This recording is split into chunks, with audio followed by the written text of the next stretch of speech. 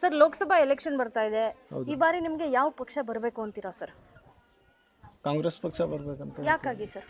ಯಾಕಂದ್ರೆ ಮೂಲತಃ ನಾವೆಲ್ಲ ಕಾಂಗ್ರೆಸ್. ಹ್ಮ್ ಕಾಂಗ್ರೆಸ್ಸಿಂದ ಒಳ್ಳೆ ಅಭಿವೃದ್ಧಿ ಕಂಡೇವ್ರಿ. ಹ್ಮ್ ಕಾಂಗ್ರೆಸ್ ಅಡ್ಡಿಲ್ಲ, ಶಾಂತಿ ಕಾಪಾಡ್ತೈತಿ, ಹ್ಮ್ ಅಭಿವೃದ್ಧಿನೂ ಮಾಡ್ತದೆ. ಹ್ಮ್ ಇದು BJP ಸರ್ಕಾರ ಇದು ಬರೀ ಕೋಮುಗಲಭೆ ಹ್ಮ್ ಜನರಲ್ಲಿ ಅವ್ರದ್ದು ಆಗೋಗು ನೋಡಿ ಹ್ಮ್ ಜನ ತಂತಾನಾಗೆ ಅದು ಆಕ್ರೋಶ ಆಗ್ಬಿಡ್ತಾರೆ. ಹ್ಮ್ ಅದಕ್ಕೊಂದು ಹುರುಪ್ ಕೊಡ್ತಾರೆ ಅವರು. ಹ್ಮ್ ಕಾಂಗ್ರೆಸ್ಸಲ್ಲಿ ಹಂಗೇನಿಲ್ಲ, ಶಾಂತತೆ ಇದೆ, ಎಲ್ಲರಿಗೂ ಸಮಾನ ರೀತಿ ನೋಡ್ತಾರೆ.